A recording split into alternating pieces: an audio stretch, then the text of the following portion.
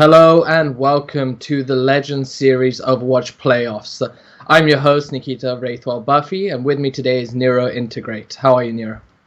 Hello, I'm fine. I'm very fine, and I can already see the players from ENCE in the lobby. These guys have fired me up on the first day of the group stage of the Overwatch Legends series, but what's coming now? It's going to be a little bit more of a challenge for them. Although, just looking at the first matchup that we have right here, ENCE versus KGSZL, I think that it's going to be very evenly matched, although the biggest favorites out here are Vivi's Adventure and Team Singularity, and that's coming in the second match of the day. So this might be a little bit of a warm-up, but what's coming next will be much tougher. Absolutely. I expect VVs and Singularity to end up in the finals, which will be a live finals, LAN finals that will be announcing the location of tomorrow. But I'm quite excited to see this first matchup of the day because obviously we know a lot more about ENCE, but KGSZL is a lot more of a wild card team. You know, we didn't expect them necessarily to get out of their groups, but they managed to beat Iceblock GG and Helsinki Red in quite exciting matches. So I kind of view them a bit of the dark horse, bit of the wild card team, and they could upset a lot more of these established teams if they're not prepared for them. But it should be an exciting first match, especially since it's been a little while since ENCE has played as well. They were actually the winners of Group A, and at the time Doomfist hadn't been released, but now he's released. He's been out for about 2 weeks now, I think, or we're coming into the second week, and ENCE has had a chance to kind of practice him, see how the other teams use him, so it'll be interesting to see what they do. Yeah, and that's exactly what I wanted to touch on. ENCE and Vivi's Adventure, yeah, that's right. They didn't have a chance to play the Doofus in the groups. And as I'm sorting through all these matches that they had in the past and stuff like that, they didn't really take part in any other tournaments in the meantime. So it might still once again be the chance for these teams to try and test out this Doomfist, but isn't it a worse situation for them than for KGSZL or Team Singularity, where they already have this Doomfist played in the extreme conditions, so to speak? Yeah. Because some teams really struggled against that. ESEVA had a very big problem with that Doomfist, where their captain of the team was speaking in the chat saying that if not Doomfist, we would have won. Now the question is, will ENCE and Vivi's Adventure already be adapted to that Doomfist and to how some of the players here can use it? But the real biggest Doomfist that we've seen, the Doomfist that shined really the most, was Leaves from Mixes, and they're not here. So we're not really going to have some mega star player on the Doomfist today either, so I don't think that it's going to be such a major problem. Well, I don't want to necessarily say that straight away because, you know, we did have some other good performances, and given practice time, there is a chance that they have managed to improve their use of the hero. But as I'm looking through the kind of career profile so far, there's no one that's really standing out with a lot of Doomfist. So possibly we won't be seeing that from the ENCE or KGSZL. But, I mean, it still has an impact on the meta, and it'll be interesting to see. Talking about Leaf, actually, he's just released I think a Doomfist guide on, I think it's Reddit. I didn't see it. He just posted something on Twitter, but I'd encourage people to definitely have a look at that, as, you know, he was a great player on the champion. He definitely knows its limits, so it's worth going and having a look. But talking about this one, so, I mean, ENCE, I didn't cast their the first group, so I was watching a bit of it, but I missed the finals. So what do you expect of them today? It's definitely expecting a good performance, first of all, because I loved watching them there, really. But it really comes down to how they will adapt. As we mentioned, we had some amazing Betos plays on Soldier 76. We had RCK switching between these mobile heroes, and here comes the main part, that will he be able to find himself on the Doomfist also? Kali, most importantly, has been a major man on his D.Va. And that's something I've been mentioning over and over and over again over the first day of the Legend series. So I'm wondering if once again he's going to be on fire on that D.Va.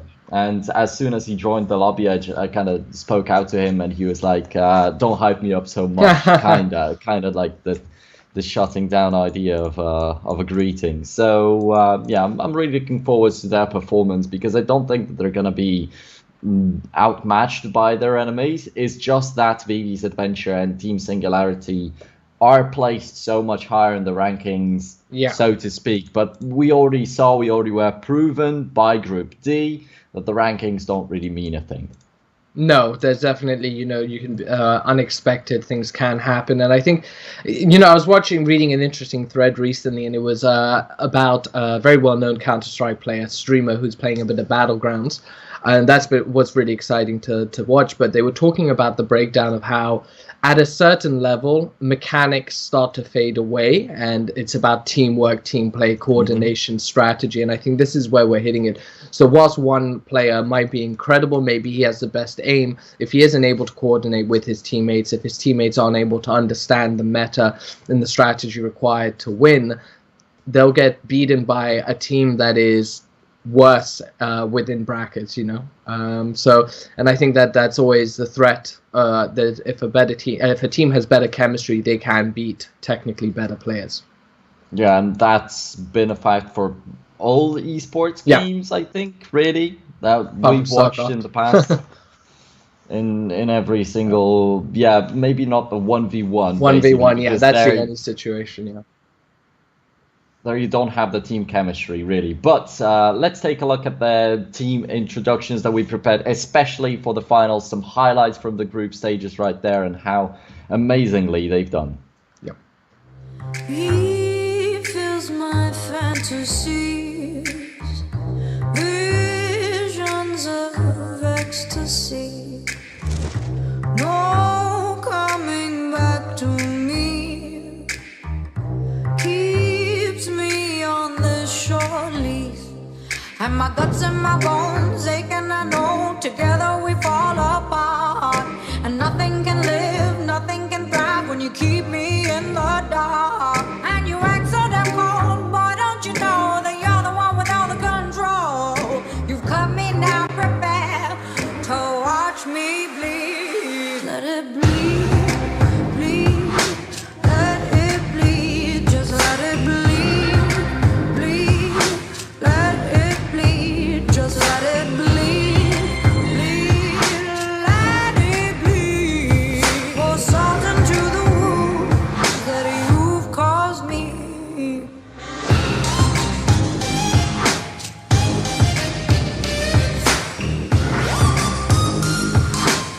Happens it. Oh, always there is this one guy that will. Yeah, sure. And the play of the game is just so funny, because everyone is standing and dancing, and somebody just goes there and melts everybody. Wants to show off their recess. Yeah, like this. Stuff like that.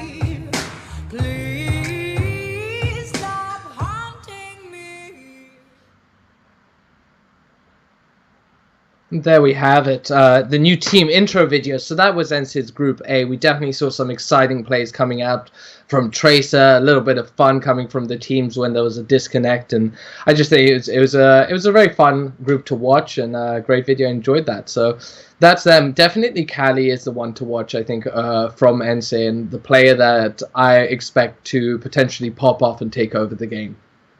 Yeah, and we cannot really say that one of their players is lacking or anything like that. ENCE is really meshing together well, which I like to see. But then on the other hand, you've got KGSZL, which is named by the first letters of the players' nicknames, basically. So that also really shows how well meshed together they will be. And I think that they're also friends outside of the game.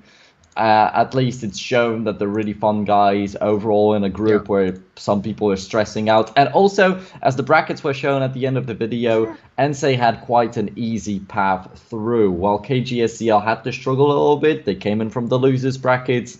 So maybe let's take a look at their video.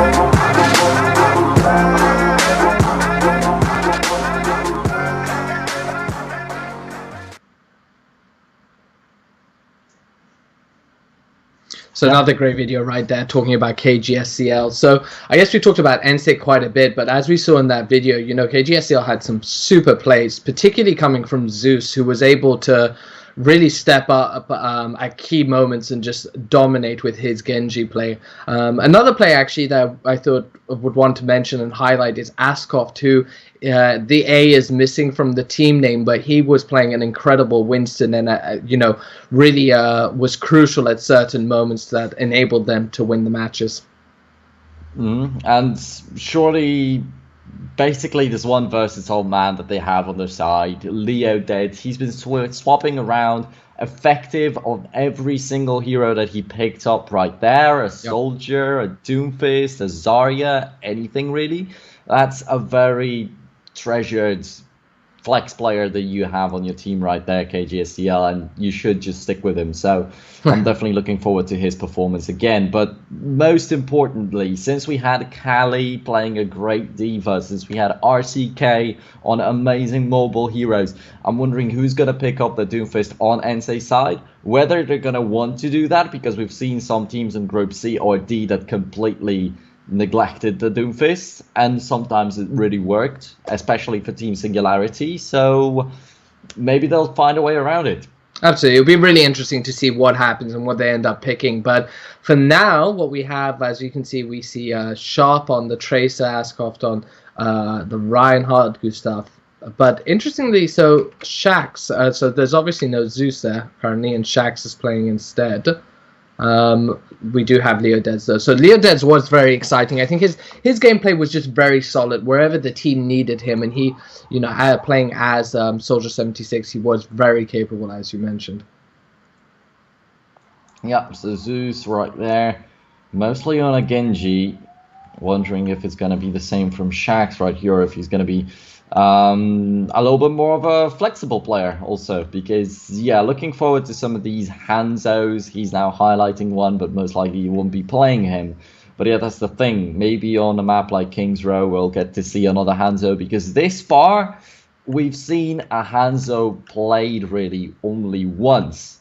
It was on King's Row, it was on attack, it was by a very aggressive team, and it worked out. But it was only a single time throughout 4 groups, throughout multiple of the matches that they played out there. But we're kicking off with the night market on Lijiang Tower. First of all, KGSZL versus ENCE, and for now, nothing really surprising. But there are some Reinhardts in here. There are some Doomfists also in the force of RCK, so it is ENCE indeed who pick him up, but they are getting obliterated completely without even a sliver of a chance of taking this objective home. Yeah, that was, so I wanted to mention that RCK picked up that Doomfist. I was quite excited to see it, but Leodead, Sharp, and the rest of KGSZL were able to shut down ENCE and capture the point. So without it, I'm not even sure they actually lost anyone, and as we can see, they have 3 players that are on fire at the moment, so that's exciting for us to see. It's interesting that they pulled out this Pharah. That isn't necessarily something that I would have expected, but we'll see how it works out. He's definitely doing some damage, but will he be able to finish those people off? And no, instead Gustav with a very nice flank and gets the kill.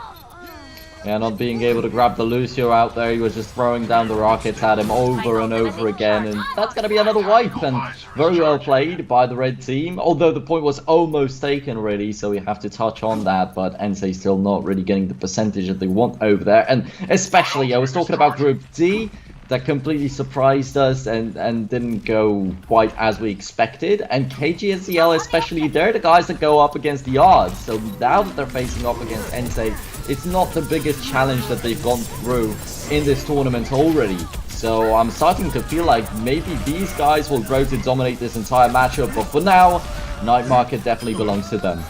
Yeah, I mean, ENCE has definitely come close to capturing the point twice now. They were actually so close that you could barely even see the pixel stopping them from finishing the capture, but KGSZL had kept the cool and managed to control it and not give up on that point. So far, like, the whole team is on fire, it seems, at one point or another. They have 3 ultimates up, and ENCE really need to make a push that's successful now, otherwise it looks like KGSZL will take this first match without any difficulty. So now getting 2 kills. I was starting to wonder if they even got a single kill before that, because I think that the answer is no. Yeah. But still, they're starting to dominate. The rocket barrage is not working out at all. Beta's gonna get knocked aside and also killed off by Leonid. Askov then finishing off the Mercy alongside with them, so no Rez also coming through, even though Ripper had it charged up, and this should be it, unless they stall it for long enough, because the Power and Mercy are already coming in from around the corner. But can they join in before the overtime runs out? They still have the Rez, and that's going to be extending the OT a little bit. Maybe they can group up with the entire team. Only Lucio's missing right now.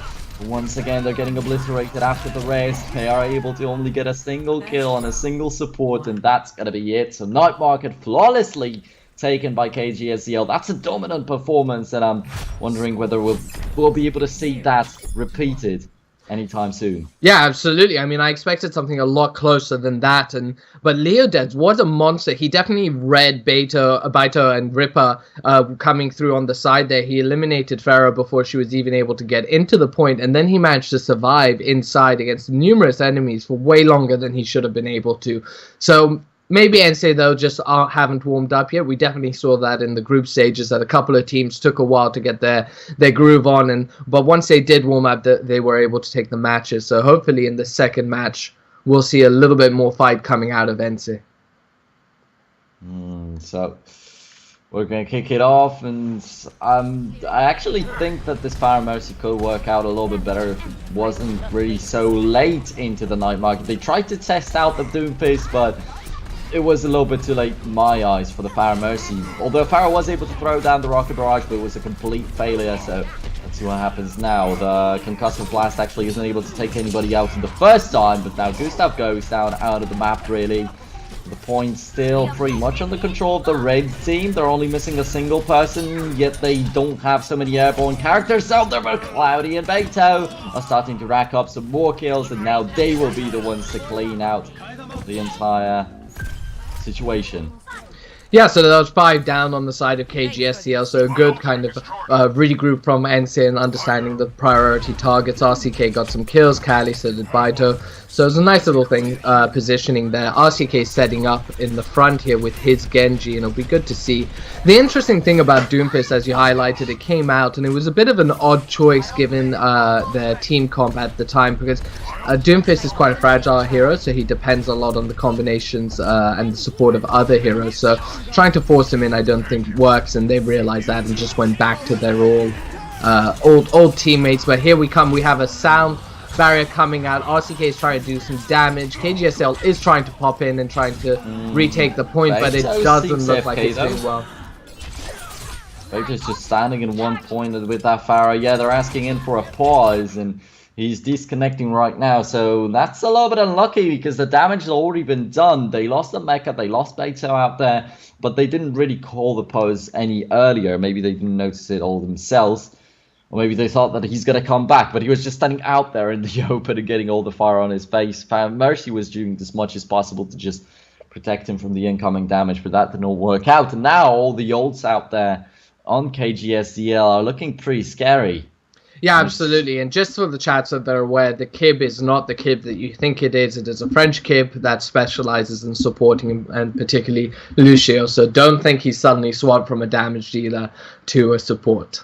Because I can see a few people already questioning that in chat, and we had to talk about that before. But this is a much better matchup coming out of ENCE, despite, you know, the DC. At least we're trying to fix it, it seems. But they, you know, that first match wasn't indicative of their skill levels, and KGSZL is definitely having a tougher time now getting back into that point. But they do have 5 ultimates available. Shax's isn't anywhere near, but I guess his isn't the most crucial, and so it'll be interesting to see what ends up happening. But Baito's now rejoined, so I would expect us to be starting up shortly. Yep, and because of him dying, technically he's not going to be any kind of behind, but still they might complain a little bit that he wasn't supposed to die in the first place, ENCE, but I guess that's already passed. Bygones be bygones, and 50%, that's going to be what they have, and Now KGSZL up against a huge chance of taking the point over. Though Kali, yes, he lost the mecha. I can see him on my screen at least right now, but wondering if he's going to survive any kind of longer because he's got the Winston on him. The Discord Orb was sticking out there for a second, but yeah, Kali gets taken down. Now Trickwide in the middle of the fray. Yes, that Lucio, but Lucio from Kib's side was actually very proficient at staying alive, and now the Pharah definitely looking for a res, and that's a very good one. That will keep them alive with Beta rejoining the fight. The Dragon Blade also goes off on RCK, and he's not going to be able to get more than just one kill, but one is enough under these circumstances. Absolutely, and it looks like the ultimates coming out of KGSZL were completely wasted there. You know, they made a whole team push, used about 3 or 4 ultimates, and ENCE were able to react accordingly and keep them at bay. So they're now hitting 80%, which is really at that danger zone, and if KGSZL aren't able to mount a push in the next couple of minutes, really, it's going to be over. So this is why they're diving in so aggressively. We can see Winston jumping in, trying to do it. We've had the ultimate come out of Kib on his Lucio, but they are contesting the point and have it 3/4 of it at the moment, and you can see Sharp trying to do as much damage as he can on the screen. He is able to eliminate a couple of people. Leoded's manages to get it off a good ulti, and it looks like Kali and Baito jumped off the map. Yep, the team fight was pretty much already over out there. Beto killed himself with a rocket out there. Maybe that wasn't intended, but Kali definitely was. And yeah, the tactical fight with Fighter was just amazing. You got 2 takedowns, and I could see him aim at that Mercy, but the Mercy got around the pillar, so I didn't think he would take her down. But she still actually died, and that was very important. Now the Transcendence to try and protect all the damage coming through, because the blue team had a little bit more ultis coming into this fight, but then there's still a Pulse Bomb, and there's still a Dragon Blade, but Shaxx isn't going for it. The Dragon Blade was used from the other side, and Shaxx trying to unleash, he actually dies in the meantime, and his team is somehow still managing to win this team fight due to Askov once again doing a great job with the Primal Rage. And there, remind you, in Group D in the finals, it was actually Askov who managed to get them through the Rado out there to grab the first place spot in the group. Absolutely. Ascot had some monster moments in Group D here. Like, he definitely understands the champion Winston and created some huge plays that allowed the team to get back in. And as we see it, they're getting that triple kill and holding on to the point. So even though ENCE are on 99%, KGSZL are currently on 60%. And we can see Leoded, who was one of the best players in Group D at times, and definitely open things up, and his target prioritization is great, but it's 4 down now on KGSZL, and it looks like ENCE is holding the point, and oh no, someone is contesting. Leodeds is on the point, but he quickly is eliminated by Ripper, and it looks like that is going to be it. Askov tried to jump in, but they've done a very good job at just blocking off the windows. First of all, there was Winston sitting in it, then there was a rocket barrage and the Pharah, of course, in it. So there was no possibility for a Genji to get through, there was no possibility for a Winston to jump through or anything along these lines. So that's a very good job at just cutting the enemies away from the point during the overtime. And that's going to lead us to Control Center with a 1-1 scoreline with quite a clean situation in the favor of the blue team, ENCE. And now it starts to make me wonder if actually without Beto disconnecting, it would have been a 100% to 0 maybe. But, well, that's already past us, and all that matters is the Control Center, really. The team that gets it will have a huge advantage, really, in here, especially as the next one, it should be Night Market. So it actually favors KGSZL if they trap the Control Center here. Yeah, well, it's interesting if you look over at KGSZL, they have Zarya on Leoded, so they've swapped that over. So it'll be interesting to see what he ends up doing that. And then H. Cloudy has picked up Reinhardt with Ripper on Anna, so they're definitely trying some new comps, and it's working out with 4 down currently on KGSZL, and so taking a good advantage there. And they are jumping straight onto the point, and it looks like they'll be able to capture it without anyone contesting from KGSZL. And the Pharmacy definitely not fitting in here right so on Control Center. And then, as I mentioned when we first played the Night Market, had they kicked it off with a Pharmacy, maybe it would have been more effective. So they tested out the Doomfist only in the first 20 seconds of the match and then completely abandoned it. And as you say, now they're trying to experiment a little bit with some different setups, but still without the Doomfist out there. And Kali's still sitting on this D.Va, and I think that it's necessary to have Kali on the D.Va if ENCE are to wreak some havoc in here. And they're doing a very good job with the false bomb right there from behind on Cloudy. But he's going to get taken out by Shax, who's still on the back line of the enemy team. Askov jumping in, although a little bit too aggressive in my eyes out there. But the sound barrier is going to help out a lot, though. Trickwide has it to counter. And from behind, they still have Shags, but he's put down by a sleep dart. So I think that's going to eliminate a very vital part of the damage on the red side, especially as Leoded's not playing a soldier anymore. He's not picking a Doomfist himself. He's just going for a Zarya. So without that Genji, there's pretty much nobody there. Yeah, well, Kali and Baito had some nice flanks there, and you can see Baito currently with his visor ready, waiting for the team to push up. The rest of his teammates are on the point, well positioned, and we have Lucio healing. It'd be interesting to see what KGSZL is able to do, because so far they haven't been able to capture a point, and now they're grouping up, and we're seeing a big confrontation about to come out, and Shax's ultimate is ready, and he's looking for that perfect moment to pop it, but we have Baito just on the side waiting. But with RCK and Baito both taken down, it looks like KGSZL should be able to do this. Ripper's now taken out, and it's 4 down on the side of ENCE. Yeah, and Baito once again actually disconnecting out there. I was wondering what he was doing. I thought that he would just wanted to grab the health back, but then everybody was shooting actually at the balcony, so they knew that they had an AFK Baito out there and they tried to keep anybody away. And Sharp just hopped into him and took him off with a very quick melee strike. So that's unlucky, really, because it would have been a crucial kill if it was normal in this team fight. But since it was on an AFK player, it's completely different. But still, that would be actually the point taken over by KGSZL. However, once again, it is 86% out there for the blue team, so they can very easily come back and once again win it like 100 to 70 maybe, just like on Garden.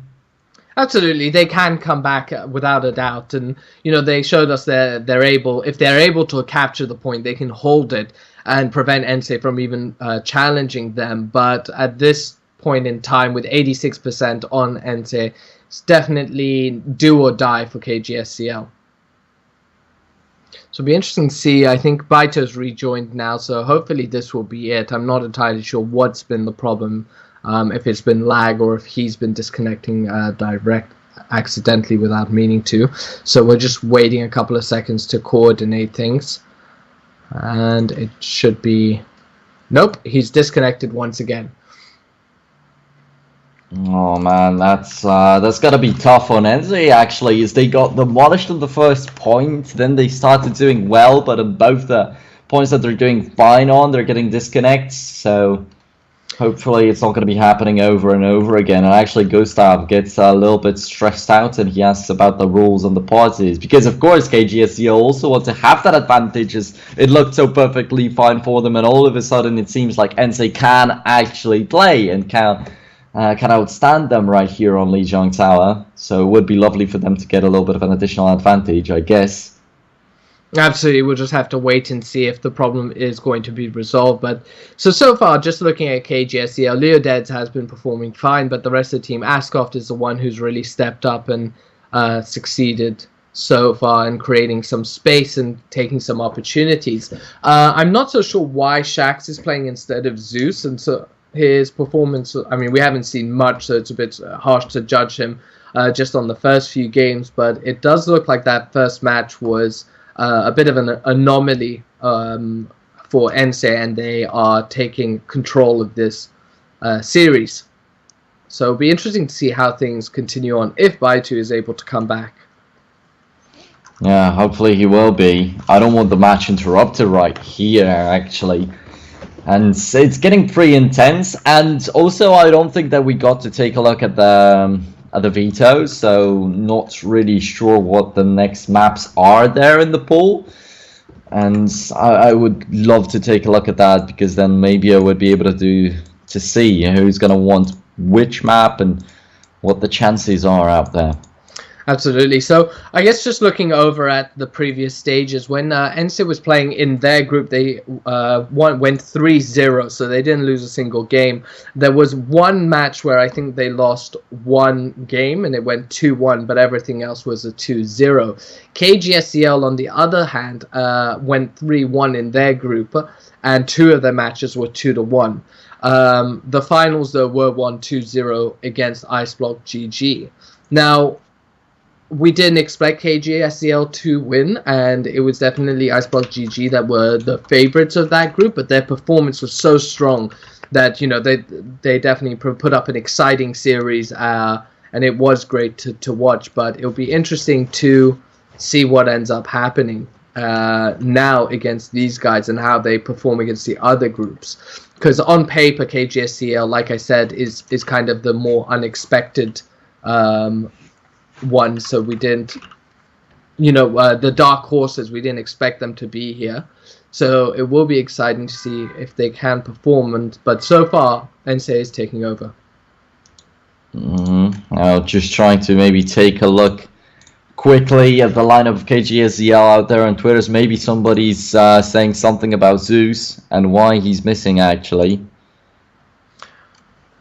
But nothing really fresh on that. And basically, they're a mixed team, so I'm not really so surprised that they're swapping out a member, because still maybe there aren't any big ties between them, and maybe they just replaced somebody that didn't have time necessarily, or they found someone that could be possibly better. Possibly, but given the way that Zeus was playing in the group stages, especially on Genji, I find that hard to believe. Well, that's very much true out there, but still. So we're going to give ENCE a little bit more time to resolve the situation, and if Baitu is able to, but if he isn't, we'll have to continue on, it seems. But yeah, but definitely. So, but Shaq so far has been performing fairly well, so we'll just have to see the rest of the tournament, what he's able to do. But now we've talked a lot about Askoft. You know, he definitely made some play of the games, you know, in the previous series, and was crucial to winning. But he also sometimes, I think there was 1 or 2 games where he actually lost them the game by jumping in a little bit too eagerly and leaving his team without the Winston. Okay, so the sub is allowed, so there is a possibility that maybe the coach for ENCE is going to play. And some people in the chat also saying that if it is actually him, Cloudy plays one hell of a Reaper. So, actually Beta reconnects at that very moment that they allow for a sub. So we're just confirming that the situation has been resolved. But yes, as you said, Nero, we are allowing them, if they have a sub ready to go, we will accommodate that. But we just have to wait and see. Hopefully, it looks like everything has been resolved. We're just the admins are checking, and yes, the game is now being unpaused. So here we go. We're about to start up.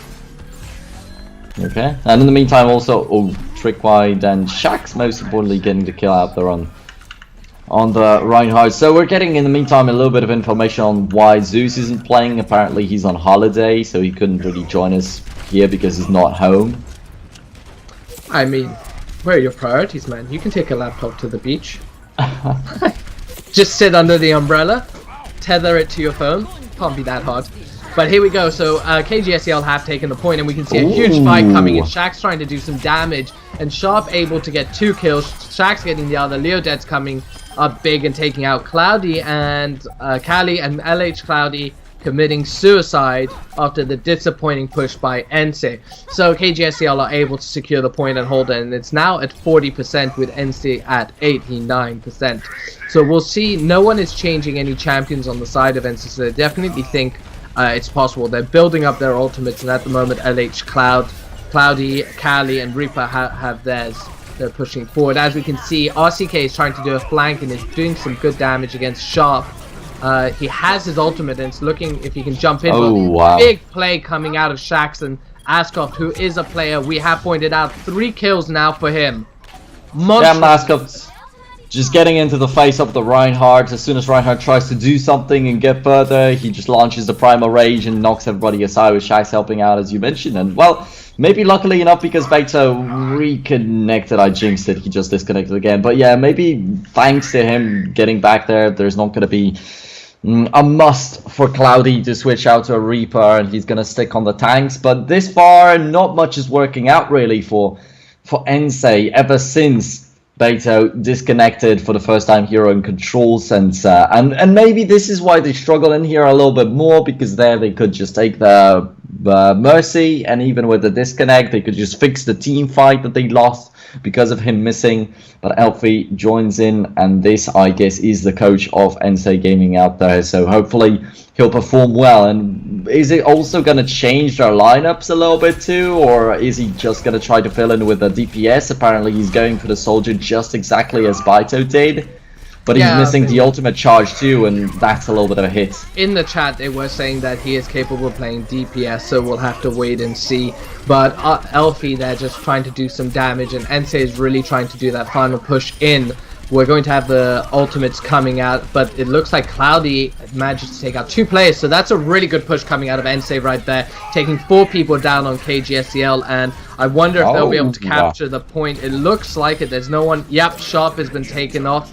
And there we go, it goes over to ENCE, so 91% now for ENCE and 99% on KGSZL. So RCK just demolishing everybody, and Sharp was sitting on Elfie, the new guy that's come into the game, and actually the soldier has not done a bad job at surviving the Tracer and also keeping her away until the very ending of the fight, and the Tricentis comes very late. Gustav isn't able to save Askov. That is a very bad situation for them. Shax put to sleep with the Slate Dart. Very good performance overall by Ripper. I have to mention that because it's not the first time that he catches a clutch member of the enemy team. Cloudy also just rushing out, not allow anybody to jump in, and he manages to pin Askov to the wall, add insult to injury after the point's already over. So that's 2-1 in their favor, and they can't be pretty calm, because even if they now have to play Night Market and they lose it, and yes, it is the Night Market, so they might be struggling a little bit more than normally, but even if they lose it, they get another shot in Garden and Control Center, where they won even against the fact of missing 1 player. Yeah, well, I mean, they were saying that Elfie can DPS, and, you know, so long as he's able to play Soldier too.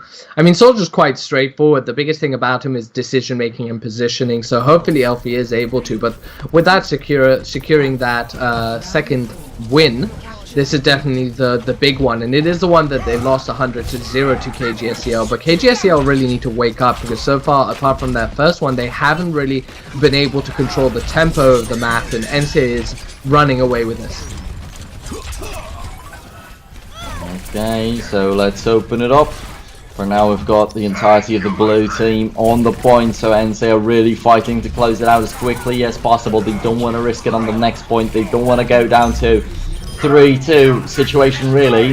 They're doing a good job this far, I would say. Kalido getting the only kill, but they have Sharp behind them, although Sharp, even with the recoil, he's not getting away too far, so Cloudy slams him with a hammer and takes him off out there. But Kali loses the mecha, has Discord on him. He will have to die. Wondering if somebody's going to be able to make it back before the point is taken over by KGSZL. Elfie comes through, but he's caught onto by Askov instantly, so it's impossible to survive the Winston with the soldier, and that's going to be it. The point goes over to KGSZL, but it wasn't a bad take, definitely, from ENCE. So once they group up, I think they'll get another good shot. Yeah, potentially. I don't know. RCK was getting some good kills on Gustav and I think it was Kib who was in the point initially, and like whilst normally it's quite important to take out the supports and the healers, he was ignoring the DPS that was eliminating the rest of the team, which ended up allowing KGSZL to capture the point. So I'm not entirely sure about that target prioritization right there, but it definitely looks like Shax is now trying to get in and stop ENCE from being able to do anything, and out comes the Transcendence, and we're looking at Elfie now. No, Shax is popping his ultimate, and he's able to get a triple kill now, shutting down ENCE completely and holding on to that point. Yeah, there was some pulse bomb going off right in the very beginning of this fight, but it was instantly healed up by ENCE's players, and I thought that maybe it's a bad start of this team fight for the red team, but KGSZL then completely cutting them up and cubes, and it's not Kib who cuts them up, obviously it is Shax actually, and well, is he filling in the shoes of Zeus successfully? I think that yes. Yeah, no, absolutely, so far he is. He hasn't had Quadra yet, but as we can see, we have LCK sitting around the corner just trying to chuck out the pulse bomb, but doesn't actually get anyone, and is trying to he's trying to put out a lot of damage, but isn't actually being successful. Gustav with 2 kills right there. And KGSZL are holding on to this point, and I wonder if they're going to 100-0 again. Might be, definitely. And this time I don't think it is an issue of ENCE just trying to experiment a little bit. Really, the lack of a vital player on their team is going to hurt a lot. And I think that Beto was the biggest highlight on their side, really, if we're talking about DPS throughout the group stage. Of course, Kali was doing so exceedingly well, but it's a D.Va. There's a limit to what you can do with a D.Va, but you can definitely survive a long time. And then the self-destruct isn't really going to take anybody down, but still just extending this overtime as long as possible. There's still some people on the point. Now we're going to get to see Cloudy unleash his rage on the monkey, and they're able to knock the enemies aside from the point. So no 100%-0. At least a couple percent is going to be there on ENCE's side. Yeah, RCK was a monster right there. He was just sitting on the side, darting in and out. Every time someone looked over at him, he'd switch over to the other side, and was so annoying and putting up so much DPS. So some great map movements over there. He's now right in their face, but we're swapping over to Ripper, who is just sitting in the base, trying to cut off avenues of approach for KGSZL. It'll be interesting to see, can they retake this, because at 99%, they definitely want to. But it might be a bit hard, because we have seen how ENCE have been so good at holding on to the points once they take them. Sharp now trying to jump on the backline of the enemy team alongside with Shax, who's already going in from the Dragon Blade, and previously it worked out so perfectly fine. Once again kicks off with a double, then it's assisted a little bit more by Askov. Gustav Sharp with a pulse bomb takes out Cloudy, and without Cloudy there's nobody really to survive the damage, especially since before Kali gets to the point the mecha is already gone, and he cannot even tumble over the Winston. He's just being blocked away, not able to extend the overtime. So it's not a 100%-0. They did put up a little bit of effort, but they're not getting any kind of close to winning the night market at all. But they have Elfie, and they're doing a tiny bit better than previously on this night market. Although, once again, I'm coming back to the fact that he didn't experiment this time. The Farm Mercy was a little bit late out there. The Doofus completely failed. And now we're getting back to the control center, excuse me. And here it was mostly Beto. Right at the end, Elfie's joined, but they were able to take it back and win it. So all goes down to this one last point. Yeah, well, I want to keep my eye on Elfie and see what he's able to do, because obviously he's stepping in, but KGSZL need to be able to win the other maps apart from just the night market, because so far they've lost every single one apart from that one. With now just having a bit of fighting and poking over the control point, which is unlocking in 15 seconds, but KGSZL really need to show us that the previous kind of games that won night market were just unfortunate rather than a major weakness. So here we go. Actually, Reinhardt losing his barrier real quickly. He's gonna have to charge it up. So they're falling back and instantly giving over the point to KGSZL. A good initial aggression from the red team for sure. Shax also bouncing back a lot of damage with the deflect out there, especially when the charge is opened up by the Reinhardt. Have to be ready for it. Askov hopping away and in and out and in and out, and he's doing a great job of that. But since they lose Shax, they want to chase down RCK on the backline out there, but they're not really able to do so very efficiently. But when they do get the kill, the enemy team is entirely on the point already. But the Primal Rage, Askov, he's able to survive so long. Even though his team's completely wiped up, he's still standing out there and manages to live throughout the entire day, even as when they put him to sleep, they don't even focus on killing the monkey out there. They just delay the regroup of KGSZL as long as possible. Yeah, that was pretty huge there. Really good play, but what a huge gravity pull in there. So they're able to get 3 kills, and that's going to hold KGSZL back and I think allow ENCE to equalize. We'll have to see. Yep. They're being so aggressive now. This was something that we saw particularly out of, I think it was, I can't remember, I think it was Group B. VV's Adventure were hyper aggressive. Whenever they got the opportunity and the advantage, they were running into the other team's spawn and trying to make sure that they had to sit back there and had any room to breathe. But KGSZL responding in kind and diving straight in. Shax is taken out, but he does force out a couple of the ultimates, but they're ENCE are able to hold on to the point and are now reaching 50%. Yep, and that's gonna be a little bit of a challenge right here. KGSZL, do they have a way of getting through? Will they try to go in from the flank or anything like it? Because with the Doomfist, we would see it quite a couple of times. The Tracer also not trying to blink in from the left-hand side, looking at the red team out there, and they're once again charging in. Getting that barrier down is going to be a main objective. Cloudy, though, takes it down himself and will be hopping in. He has the Discord orb on him, but he manages to still push through and deliver a little bit of damage, but in the meantime, he loses his teammates. Jax is going to be pinned to the wall. A very important kill, but a little bit late since there's no support simply, and now he's going to be taken down by the Winston, combined by all the rest of the enemy team trying to pound at his back, and points taken over at the very end, pretty much, really, because it could have been the very last fight if they just lost it. Absolutely, and Sharp was really the key member of KGSZL right there. He got a great stick and then a really good flank that was able to remove Reaper. What I find interesting is that ENCE haven't tried to use that Doomfist, because as we've seen, Doomfist really combos very well with some of the other heroes, in particular Ana and Zarya, and they're playing them. So it would make sense for me to just slide Doomfist in, but when they did play him, they didn't choose to play these heroes and forced him into a bit of an odd comp. So I'm a bit surprised by that, but Sharp is doing a great job of controlling the upper stairs over here, and now he's darting back in because ENCE is pushing in to really try and take a hold of the point. But again, Sharp able to eliminate Kali. Leodad's coming big, removing Cloudy, and it looks like they are going to just hold on to the point and win this match. He was about to die, and then he launched his sound barrier. Very good timing out there, just luckily staying alive. LP is going to run away while the Reinhardt is hopping in, but they still have a couple seconds to get towards this point, to trigger the OT, to regroup, but there's the Graviton Surge and nothing else really. The Graviton Surge into no damage, no other ultimate to deliver the DPS and to kill out the enemy team. It was a perfect opportunity that was just completely wasted, and the map's gonna belong to KGSZL, and it's a huge shame because of how perfectly well ENCE managed to come back on both Garden and Night Market, on both Garden and Control Center, excuse me, a little bit earlier. But since Vector was just disconnecting too much, it was impossible for them to secure it until the end. And Shag's getting a play of the game with 2 kills right here, but mostly assists. It's a little bit surprising since he got some quadruple kill Dragon Blade really a little bit earlier.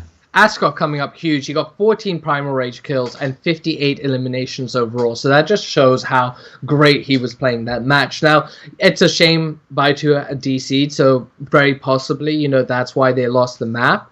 Or the game, but I wouldn't necessarily put everything there. But we're kind of seeing some of the weaknesses of KGSZL. They did so well on Night Market, but the other maps were definitely much more shakier.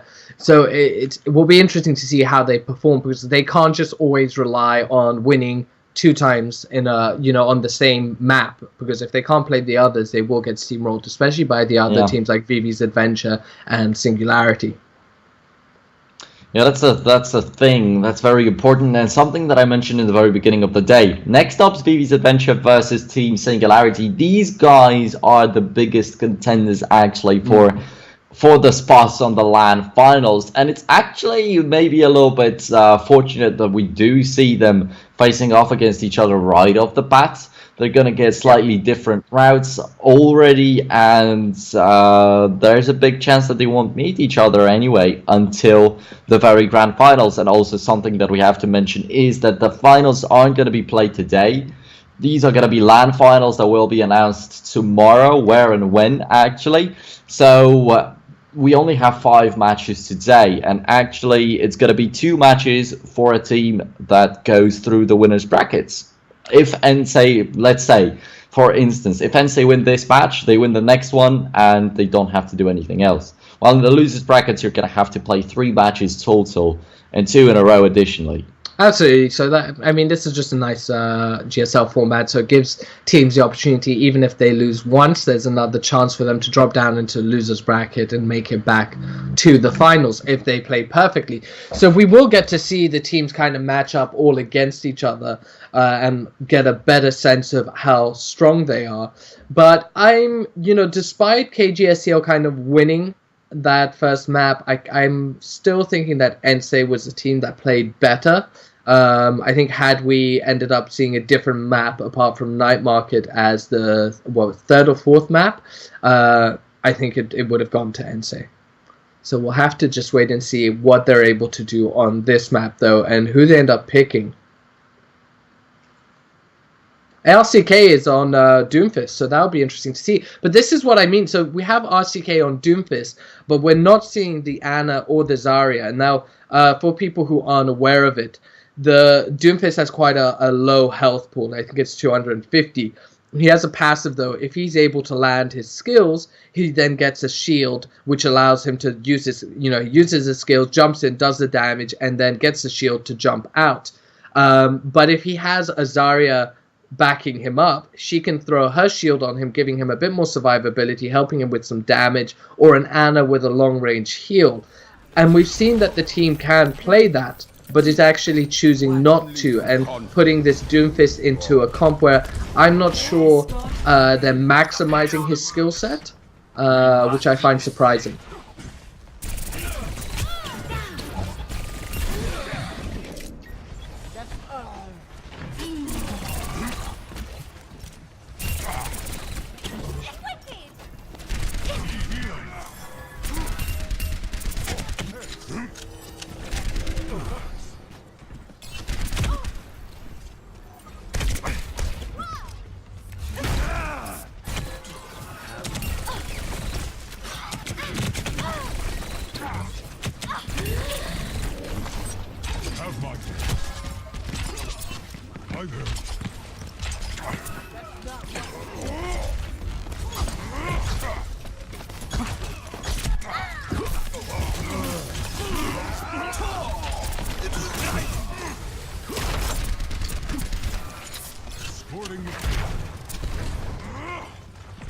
My ultimate is charging. My ultimate. Absolutely. I mean, it's with the new champion, it's tricky, but we'll have to just wait and see what he ends up doing. I would expect them to be playing him, though, or in scrims and so on, trying him out to kind of understand the limits of the champion.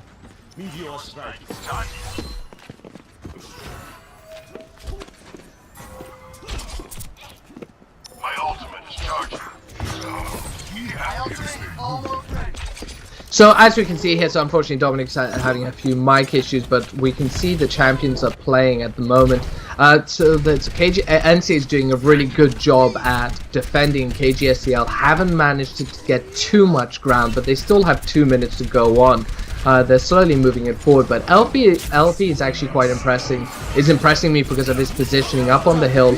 No one's able to take him out so far, so we're just seeing it. But Shax is trying to flank, but again, still so many resources thrown at LP to kill him, and he survives and eliminates Shax in the escape. So that was huge coming out of him. So we'll have to see what ends up happening. Gustav is now trying to beat a retreat while surviving, but they do take him out, and it looks like ENCE win that skirmish. Standing out there with the Doomfist, Askov's not really able to push the payload any further out there, and RCK pretty much all alone, but there comes the Meteor Strike. Where's he going to jump in? Not getting a single kill, not really knocking the enemies aside, and just suiciding really, while the rest of the team's already been respawning and coming over to help out. So that was quite a reckless decision. Yeah, that was a funny kind of a resolution right there, but a very messy fight coming out of both teams. But at least KGSZL will be able to get this first checkpoint, and we'll have to see what happens now. But actually, ENCE are definitely contesting. They eliminate 2 players. Kali able to get a kill, but Leo Dead and Sharp take out Trick Wide and Kali, and that will probably be it for the first checkpoint. We'll have to see what happens. Now, last time was quite interesting. We saw some Reaper, and it was some good gameplay in a couple of groups. Now, the other groups I don't think did it, but we'll have to see what ends up happening if anyone chooses to bring him out. But RCK is sticking to the Doomfist, and so far, it was having a pretty good impact on the map. Right, a good position out there from the soldier, but just going for the Helix rockets alone. Leodeds really tries not to risk it, but it could have surprised the enemies completely, and maybe with a death of one of their players right off the bat, It would have been another free push on towards that payload, but Sharp right now getting a double kill for himself. Ripper is going to try to reply, but he's being cut down by Shax instantly after. But RCK, most of the time, in most of these team fights, even when the rest of the team isn't doing well, he's staying alive for a long time. But this time in a 1v1 against a Winston, it's not so easy really. Alfie just jumping in to extend it as much as possible, but this is just pretty much a suicide mission for him. And Alfie also just taking a look at him, knowing that he's a sub right here, knowing that he's gonna be a little bit weaker than Beto, probably. There isn't much that we can really say about him. He's not showing off too well, he's not really going for these highlight plays, he's trying to commit to the team's success as much as possible while not really being a carry member himself. I'm wondering if it's a good option to just go for him as a DPS, maybe try something different, maybe try to go for a Roadhog or anything like it. I've been really impressed by his positioning and the way he's been playing. He's also been doing great at surviving on that Soldier 76, and I think it's been very smart of ENCE just to put him on the Soldier and to stick to it with not getting too complicated, making sure that he's able to do his job and fill that role. And so far it seems to be working because they are holding the payload back and it's coming up to 1 minute 10 left on the clock. This is notoriously difficult to kind of close out, and especially that third checkpoint, so it'll be interesting to see if they're able to do it. But for the moment they're definitely fighting to get that 2-0. As we can see, the teams are just kind of poking each other, they're trying to build up their ultimates, and we should be getting quite a big fight pretty soon. But Cloudy coming out big, and RCK also seeing an opportunity, grabbing a couple of kills, and that's 4 down on KGSZL, so great defense from ENCE, who saw an opportunity and just jumped on it. Well, very nicely done, and just seeing RCK and his movement out there, barely getting away with very low HP, but he's able to do that.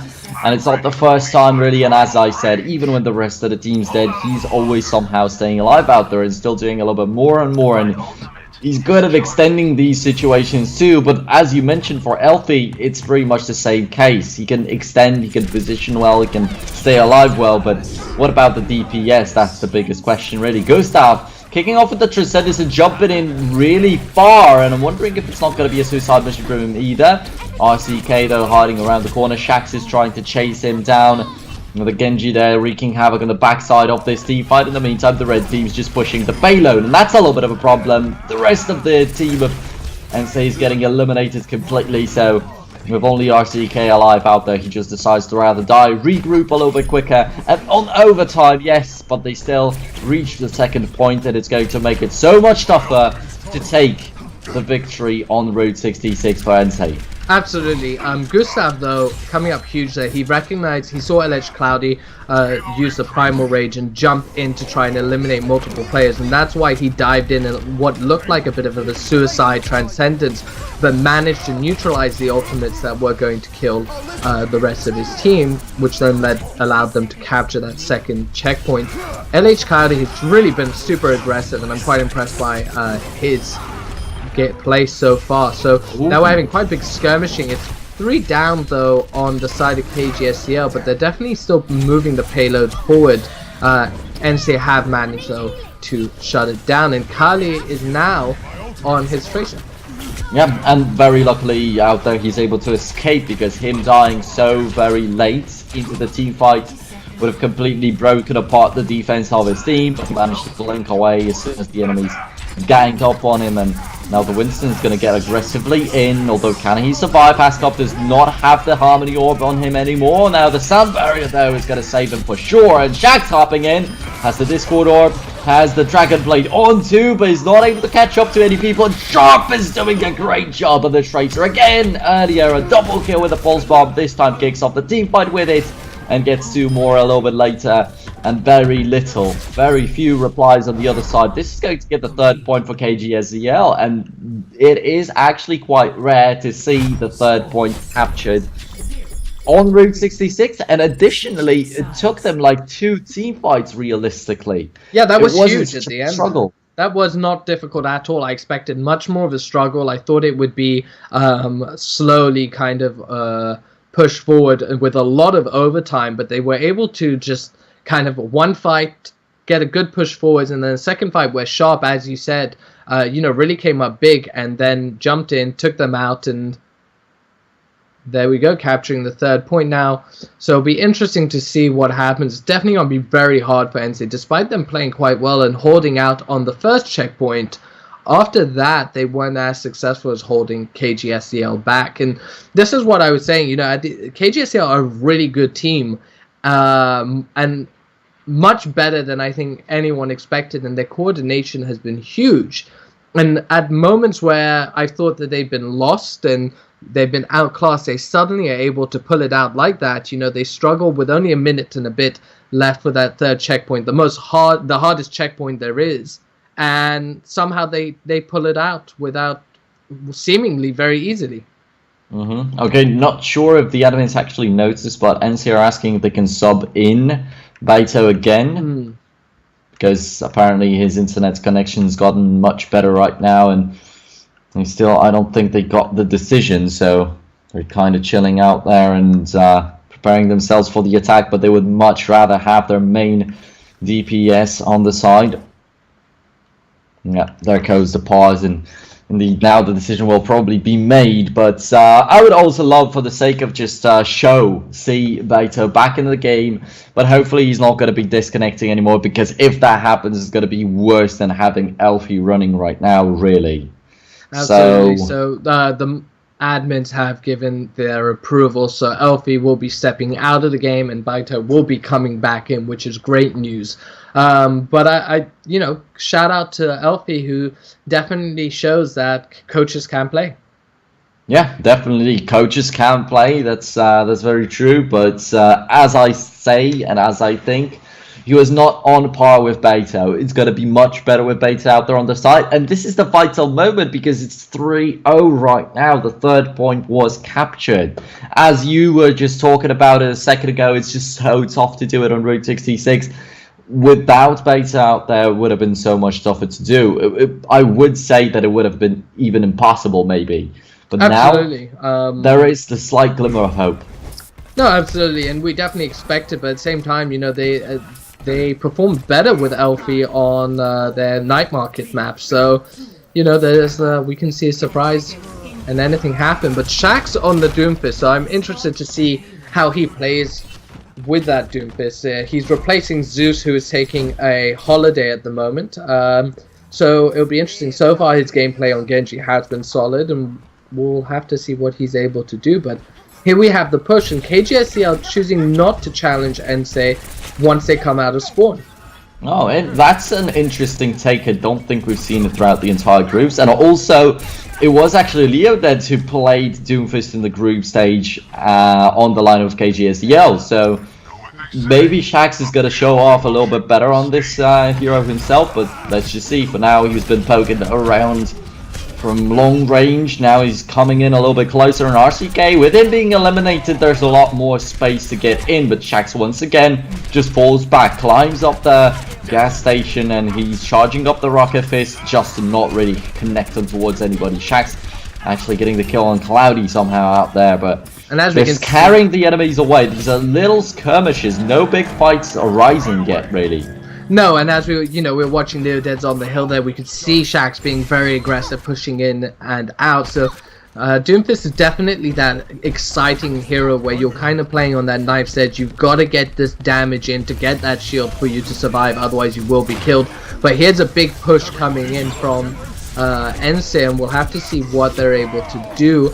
It looks like it's been neutralized. 2 dead on either side, but it's getting a bit messy. Leodead has his ultimate and is sitting up on the hill, pumping out the damage. He hasn't popped the tactical visor just yet, but Kali's in their face, pushing them back and making it very hard for KGSZL to mount a good defense. And we'll have to see what ends up happening. Baito's definitely, I haven't seen much if he's managed to have a huge impact, but I wonder if they're just going to take this first checkpoint without much of a problem. But Shax's managing to get quite a nice flank. Yep, once again they're going in. Actually, the Transcendence helps out a lot. Kib's going to get taken out by the self-destruct, which is a little bit surprising. Ascot goes down before he gets in. A great tactical visor from Baito, and that's what I'm talking about. We've already got a highlight break from him. as soon as he joined back, and we've never really seen something like it from LP, unluckily. But, well, 4 minutes were out there on the time bank. Good take on the first point. And actually, when they were defending, RCK jumping in recklessly with the Meteor Strike kind of wasted their opportunity to fight again to get another team fight on the first point. Right here, there was another fight from KGSZL, and it was just completely insufficient. So it already makes me feel quite comfortable about ENCE's situation here. Yeah, definitely. They seem very comfortable, and he's had an impact getting that triple kill straight away. But Shaxx diving in hugely, taking out Vito and telling him he doesn't care who it is. Eliminates Ripper as well, and what a huge play just coming out of KGSZL. No hesitation, dive in and take out a lot of the members of the team. There we go, finally. Leoded's really impressed me during the group stages. He was kind of like that unsung hero, which is something we mentioned, you know, incredibly reliable. Not necessarily the most flashy, the flashy plays were coming out of Zeus, but Leoded was just providing that constant damage, constant annoyance that I think allowed KGSZL to win, as well as Askov's performance. But as we can see here, we have a bit of a fight happening, and so far not many people have died. Yep, Sharp still on the back of that team fight. 3 people really focused on him, and he still manages to chime in for a little bit of an assist on one takedown out there. RCK trying to get away, but he was being chased down by Winston, if I'm not mistaken, and also Shaxx, who has taken him down. Once again, the attackers will have to regroup, and this is a good resistance put up on the second point from KGSZL. They failed a little bit on the first one, but are doing a really good job in the second, because then when they were facing off against ENCE, they go really far before having to finally back away. Pretty much in front of the gate. Yeah, no, it's a really good point at the moment with the defense. They have 4 ultimates right now, Askov and Sharp, but we can see Shaxx has just popped his Dragon Blade, able to get 2 kills, but Vito coming up huge, getting another kill, but Leoded's taking him out, and RCK then taking Leoded's out, so it's a real back and forth. But wow, look at the RCK going up huge, getting 4 kills right there, and he's allowing ENCE to push forward. And I wonder if they're just going to get the second checkpoint off the back of that, or will the members of KGSZL be able to respawn in time? KGSZL already trying to get some good positions for themselves. Leoded's jumping down to the lower exit and not even getting through the quickest routes out there, and that's going to be RCK taking down Askov to open up the deep, but that's not starting well for KGSZL, missing the main tank right away. Shaxx though getting a kill on Kali. Very important that Diva's not going to be there, not even the mecha any earlier, so it was made easy from the very beginning. Shaxx with another kill, he jumps in first and stays alive the longest in the team fight too, although also RCK's back to his Genji. No Doomfist shenanigans anymore on the other side. Shaxx still getting a 3rd kill combined right now. Askov even got back to the fight, respawned, and Shaxx is still standing somehow. Leoded's joining in too, and Askov's well, getting in and out as quickly as possible out there himself, really, not being able to survive as Winston 2 times in a very same team fight. That's gotta crush his confidence on the tank a little bit, I guess, but well, the regroup's gonna be happening, and Askov's killed off again, indeed. Shaxx was huge there. He managed to take out, I think it was 4 people, 5 kills, something like that, and was able to survive. In the end, he got away with 5 health, so that was monstrous from him. Definitely showing up and showing us that Zeus isn't the only incredible Genji player on KGSZL, so maybe they will be changing their name after this tournament. We'll have to wait and see, but here he is sitting on the corner there. They still, ENCE managed to get that second checkpoint. He's popping. Oh, here we go. Big fight's coming out. Shaxx pops his ultimate and is able to get a kill. Sharp's able to get 1. Shaxx gets another kill. RCK takes out Gustav. We'll have to see what happens. Is Shaxx able to get away? We're looking at Sharp, who's actually battling outside of the third checkpoint, the garage, and is able to get back and able to push them back. So they have 1 minute and 10 seconds on the clock at the moment to get that 3rd checkpoint. Now KGSZL managed to do it with just 2 big fights. And the question is, will ENCE be able to? Well, Kali trying to find some good positioning for himself, but he's being deflected for the most part. Sharp from behind, and is being found out, and he actually delivers damage towards the Winston's barrier, so that's a little bit of a mistake out there, and he's gonna get taken out. An important kill on the Tracer right off the bat, and you were mentioning how Zeus was important in the group stage for me. Sharp was definitely the highlight player on KGSZL out there, although right now he's completely missing, especially as the rest of the team's going down. Even though he's respawned, he cannot do anything, and he's just going to be waiting in front of the entrance towards the third last point. That's 30 seconds, pretty much 25 seconds. Another team fight's coming for sure. And let's see how quickly ENCE can actually shout down the enemy team, because there's Transcendence. The self-destruct though is going to take somebody down. No, not really. Everybody was hidden behind the payload. Leo gets focused on the monkey, but the monkey's got the ultimate, and LH Cloudy is going to be knocking them aside, but his teammates are just going down all over the place. There's still a Tracer behind the lines, and there's still this Winston hopping around all over the place, but it's got to go down to the overtime. They don't even trigger it. The match is complete. Wow. Oh man, that's a pretty crap situation out there, I have to say, on ENCE's side, because Winston was really up close. He was hopping around the fight with the Primal Rage on, and then he tried to regroup a little bit maybe, but that's taken him far away enough from the payload to not be able to re-grab it on the last second. You know what, I was expecting ENCE to grab that third point, and I was about to say that I've never seen the third checkpoint be caught so easily by two teams in the same match, which was unreal. But KGSZL coming up huge and just, you know, being monstrous and stopping that final push, taking out most of the team. And yeah, ENCE wasn't able to contest it, and there we go, they passed. So KGSZL with that 2-0 and go through to the second round on the winners bracket, whilst ENCE drop down and will be facing the loser of VV's Adventure and Team Singularity. Now, this is exactly what we were talking about before the match started, was that KGSZL were a bit of a wild card. No one expected them necessarily to get out group stages. They won it. It was a bit of a tougher fight for them. They had to go through the losers bracket, but they won their finals 2-0, and they showed that they completely deserve to be here and are potentially going to upset the predictions of many of our viewers and the team itself. Because if they're able to take out ENCE, who are a very strong team like that, I wonder how they'll match up against someone like VV's Adventure and Team Singularity.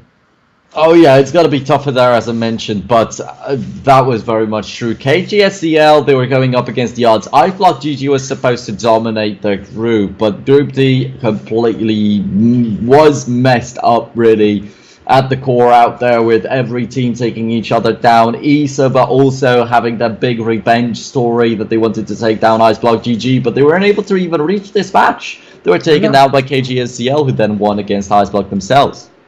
Yeah, really surprising, but great gameplay coming out of KGSZL. Definitely have to give a shout out to Shax, who stepped up big time, and Askoft is making some really great decisions about his engages on his Winston. So some really great gameplay coming out of him, which we did see in Group D when he was playing, but there was a few times where he overextended a bit and actually lost them a couple of games, but he doesn't seem to be making those same mistakes today. So I'm really excited to see what they're able to do in the next match. But now we have VV's Adventure and Team Singularity. Now, VV's Adventure had a really exciting and interesting group. I'm just going to bring out my notes on it.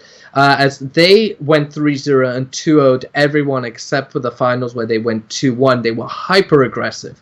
They barely gave any team room to breathe. The second they got that advantage, they were in their spawn, making sure that they had to fight for every inch that they could. On the other hand, Team Singularity were just very professional and very clean. It was a really exciting group. They matched up, I think it was Mixy Mix. So as we mentioned earlier, Leaf was playing an incredible Doomfist, and Mixy Mix were doing really well. But Team Singularity were just a cut above and able to take over. Yep, and that's the thing. They were able to take over Mixy Mix without a Doomfist themselves. That's something that's important to highlight out there. They know how to counter the Doomfist without really having to pick it himself. So we'll see how they'll match up, but let's introduce these teams by the videos of their group stage performance that we have.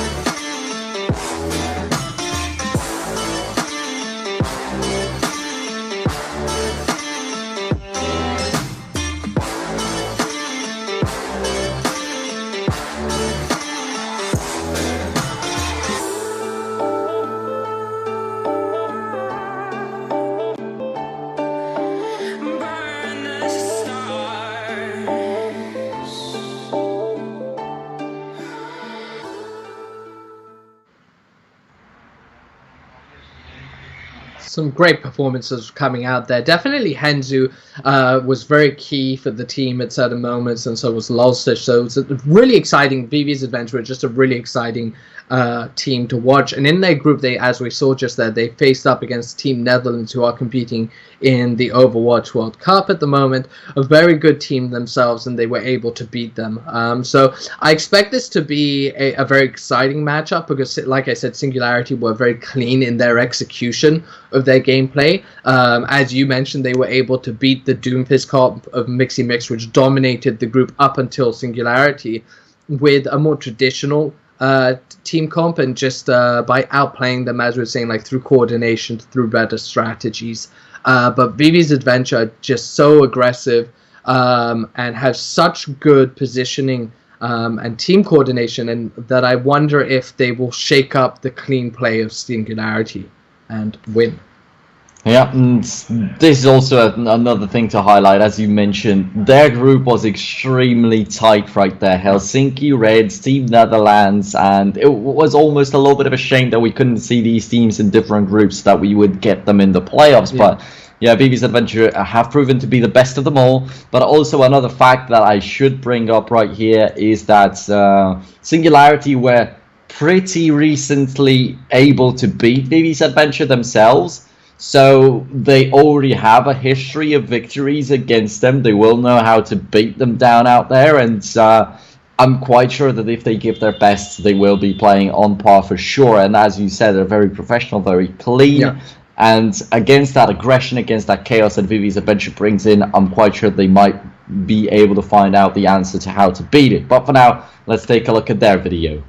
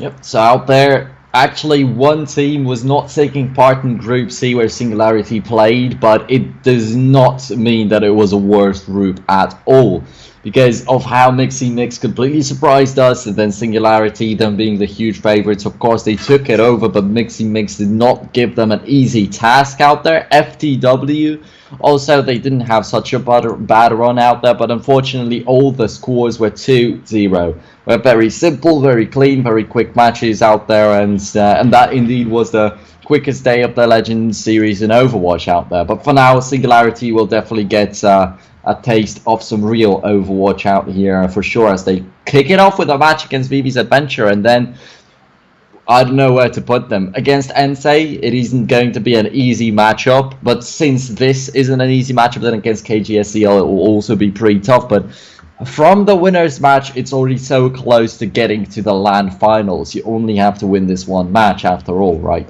Absolutely. So, interesting thing here. So, VV's Adventure, when they played Doomfist, wasn't out, so we didn't get to see too much of it.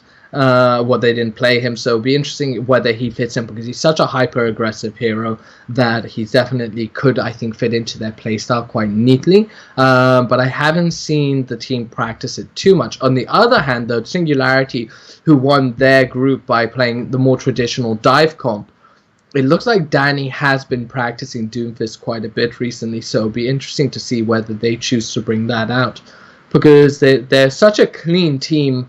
And I keep saying that with the dive comp, that if it works, if it isn't broken, why fix it? So that they could just continue on with that. But I wouldn't be surprised if they choose to bring something out a little bit different, just to try it out and see what they end up able to do. But these are definitely two teams that would be really exciting to see what ends up happening. As you said, so Singularity had matched up against VV's Adventure recently, and I think they beat them. And in the overall rankings, I believe that, VV's Adventure is ranked 7th in Europe, whereas Team Singularity is ranked 6th. So really close, but Singularity is slightly ahead.